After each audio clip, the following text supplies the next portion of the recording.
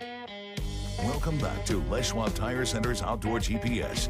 It's time for Owin's Field Report, sponsored by Les Schwab Tire Centers. My field report from yesterday is simple. Blown tire, didn't get out on the water. Enough said. Interesting report, so nothing too positive, but I do foresee things changing very, very quickly because of these. Let's take a look at the river levels. These are all going to change super fast. If you're taking a look at the Willamette, and I know that there's folks out there chasing some Chinook this morning, as they should, because the turbidity is right there at 10.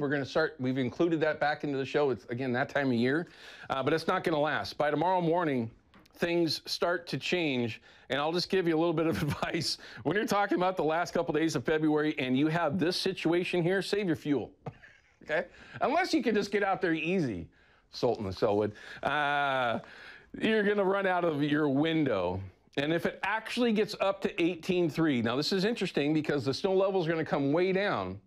And some of the rivers that you're going to see here with the forecast, with that kind of a snow level, you know, in the past, you don't see typically that kind of a bounce so quickly. But I'm not an expert on that. But if it does do this, it could be a week and a half plus before it comes back around.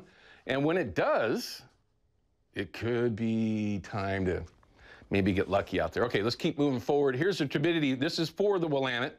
And right now it is right at just under, actually. It's at 9 on that turbidity gauge. We've talked about this for 100 years, it seems like. How many times have I said that today?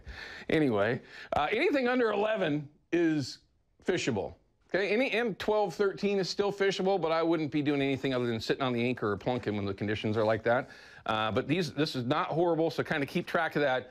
And we will, of course, have this included in the show going forward. Columbia at Vancouver, same thing, showing that little bit of a bounce. Not that it's all that relevant or interesting currently, but not far away. We're going to be twirling some herring out there. My home river, same thing. This is all of the rivers that are local are forecasted to have this same sort of a bounce. Is it going to happen? The question will be, are those snow levels going to be low enough to keep things down?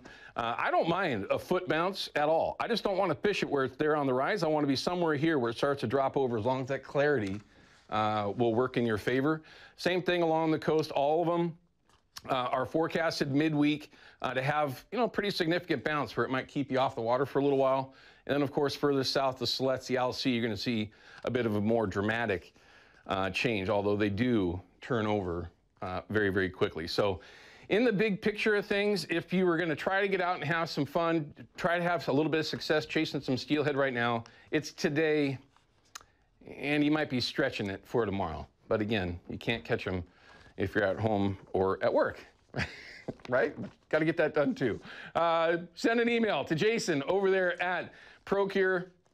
Easy to do. There's a winner each week. Yes, there is. We actually even had the winner from last week. Send us a message, and I don't have my phone on me to grab that. But yes, there's a winner each week right now. Again, of course, it's slanted towards steelhead, but that may even change as we get closer to spring Chinook here right down the road. Kershaw Sale, don't forget this either. This actually got a lot of attention yesterday, and there's a good reason for it. Some of these knives that you're seeing, they do not typically put on sale. This is just through Monday only, so you can kind of take advantage of that. Prices and deals that you just typically aren't going to see when you're looking for that perfect pocket knife or something that you can do some filleting with or whatever it might be. So don't overlook that. Now, it's the weather, right? I know that you've probably been paying close attention to this, but you always wait for us to bring it to you. We've got Jeff Forger on here this morning. And Jeff, much like you mentioned yesterday, we got things that are changing, and these rivers are really going to, well, they're forecasted to change a lot, but that snow level coming down might slow that down. What are your thoughts? That's exactly what I was thinking. I think those river level forecasts are fairly accurate, Owen. What we're expecting between tonight and tomorrow morning, basically between Monday early morning and Tuesday, is the snow level is going to be between 1,000 to 2,000 feet. So anything basically above 1,500 feet is going to be falling in the form of snow. Anything below that is going to be a wintry mix or rain. Rain has arrived, by the way, to Seaside. That's a live look from the Shiloh Winds camera in Seaside. And you can see the rain is gradually spreading from northwest to southeast. Boy, do we have a lot of rain in the forecast. Not necessarily for the next couple of days, but for the next 5 to 7 days. This is the forecast between today and Tuesday morning. 1/2 inch to 1 inch, western valleys, 1/2 inch to 1 inch along the coast. much greater precipitation totals expected in the Cascades. And above 2,000 feet, we're going to pick up 1 to 2 feet of snow between this afternoon and Tuesday morning. This is the rain forecast mid to late week, though. We're probably going to pick up an additional 2 to 3+ inches of rain along the, or in our western valleys, rather, along the coast. Greater totals. Significant rainfall is going to be melting snow in the Coast Range, and that could lead to some river flooding coming out of the Coast Range. There's a winter weather advisory for the Coast Range, winter storm warning for the Cascades. Again, above 2,000 feet, 1 to 2 feet of snow. But here's the thing. This is just the start. This is system number 1. System number 2 comes in Tuesday afternoon with multiple waves of rain and mountain snow. Snow level rises back to 4,000 feet come Wednesday morning, and then by Friday morning, it's back down to about 1,000 feet or so.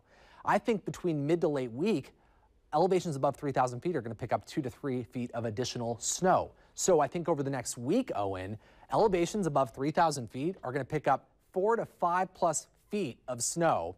And the lower elevations are going to see a lot of rain, multi-inch rainfall totals. So you were right in saying that we're probably going to have to wait a few days for the rivers to really start to rise. Again, initially, we're going to have snow falling even in the foothills, but with that snow level rising and all that rain coming in midweek or so, that's when a lot of water is going to be coming down the Cascades and the Coast Range, and that's when we're going to see a big response in our local rivers. We'll send it back to you. Well, let's hope that we can keep some of that snow in the mountains going forward through April, May, June. I mean, without it, we're in a lot of trouble, and a great forecast. Hopefully things, come around. What's your take on that? Are you pretty confident that what these systems are showing is going to actually happen?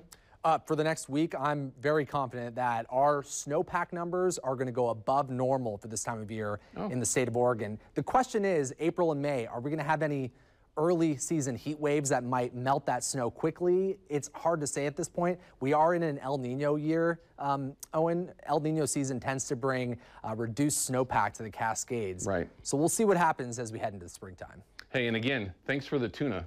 That's why we swapped back some steelhead. Thanks I love for the steelhead, yeah. Thank you, man. Have a great week, okay? You too. All right, everyone, we're going to cut to a break. When we come back, we're going to have Catherine Corey from Columbia Springs here talking about an upcoming event, May 18th. Put this on your calendar. If you got kids, grandkids, kids, friends, big kids, little kids, don't matter. You want to get them out, have some fun, we're going to give you an event you want to put on your calendar. Like I already mentioned, it's something very special. Don't go anywhere. We'll be back to that in just a couple of minutes. Outdoor GPS is brought to you by P-Line, because we fish, by Hawken Fishing, perfection in fishing gear, and by Haxton's Canvas and Upholstery, the trusted name of the Pacific Northwest.